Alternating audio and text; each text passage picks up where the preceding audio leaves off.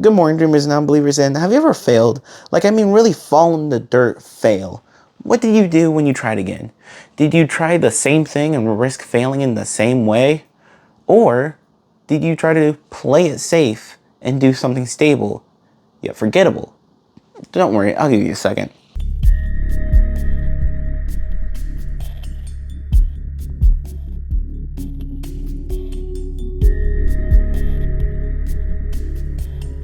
You see, that's a conundrum, and I think that's the reason why I'm struggling with my opinions for the Five Nights at Freddy's Security Breach Ruin DLC.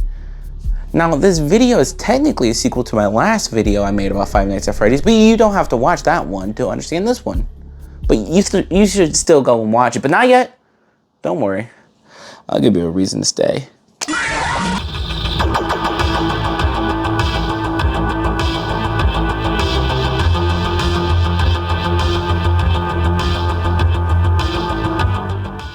The expectations for this DLC were low, lower than they have ever been for any game in the series. With the absolute dumpster fire of Security Breach that was able to irritate both gamers and lore experts alike still fresh on everybody's mind, a lot of questions arose whenever this DLC was announced. Are we still playing Gregory? Is it still going to be free roam? Who's going to be the antagonist? Vanny, Afton, Glitch Trap, poor game design. No one truly knew. Theories of both the gameplay and the story of this game were rampant, but all of them hinged on one thing: which ending of Security Breach was canon. Because if you didn't know, Security Breach had 6 different endings.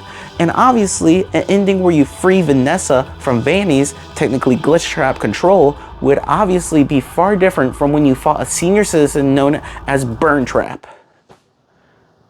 And then this image dropped and all HE double hockey stick broke loose. Hey, one take? Come on, man. I remember seeing this image and watching so many videos of people speculating on who it could be and how this DLC could fit into the story. And I remember being so hyped. Even though Security Breach was an absolute disaster, I still remember telling people maybe they cooking this time. But you know how the worst thing you could do in a horror movie is reveal what the monster is? Because our imagination will fill in what is scariest for us. I feel that is what was happening here. Our imagination was filling in what was coolest and what best fit in to our theories whenever we saw that image. And while yes, you could say this argument for any game, it hits FNAF way worse because this game lives and thrives off of theories and speculation. Ruin eventually did release on July 25th, 2023, and as many suspected, me included, the game was completely linear.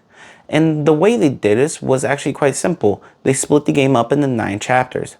So, the map that they used for chapter 9, where the ending was, wouldn't load in unless you were at the, end of chapter 8. Easy enough.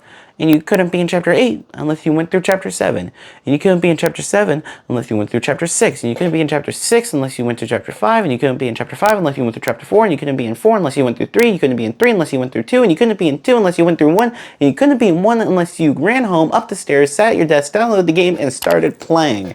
And a lot of people did.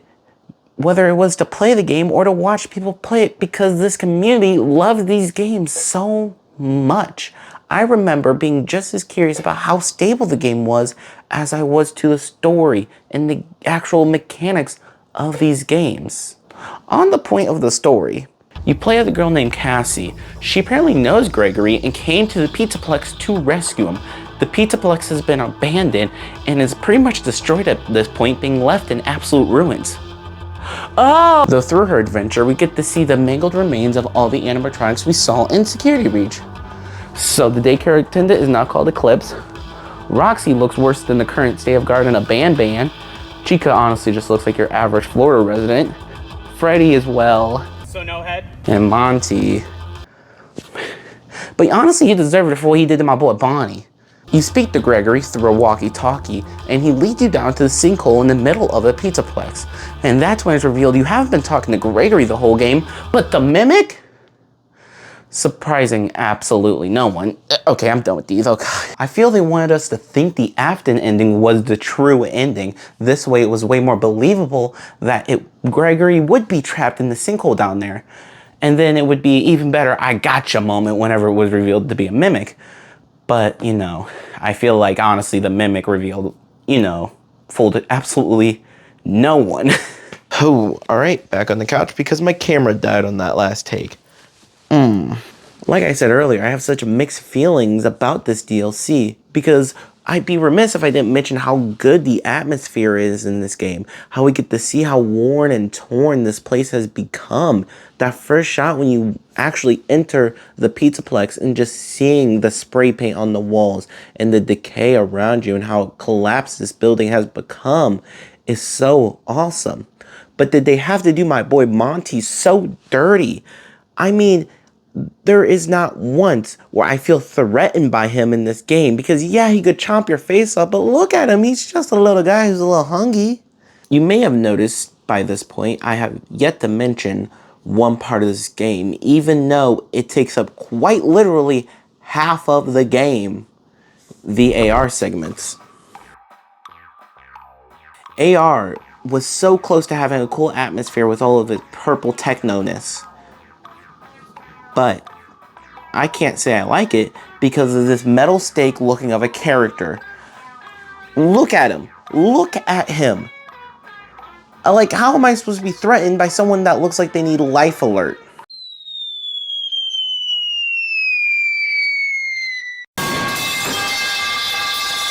I've fallen and I can't get up.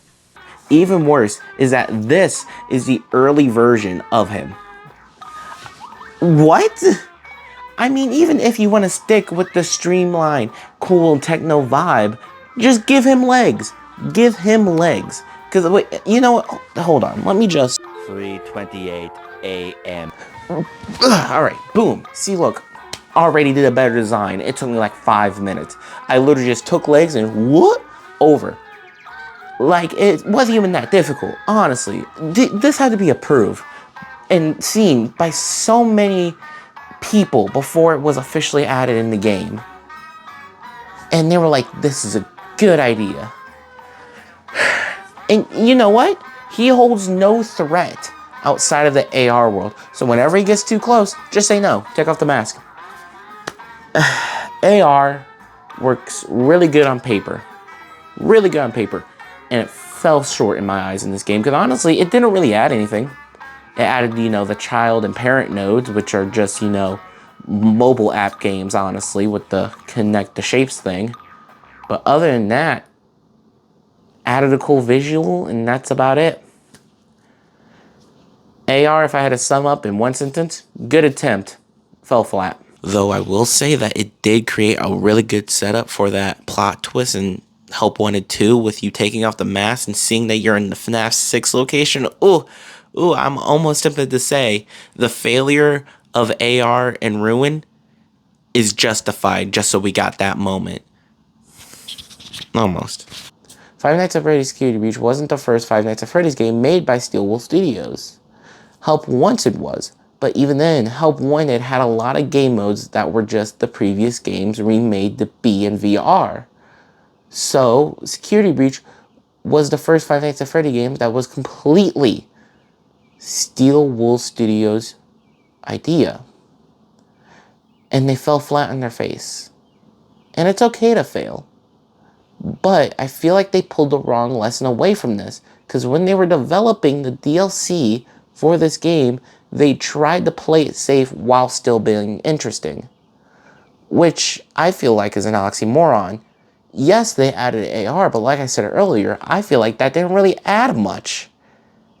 And in all honesty, I feel like they could have done more.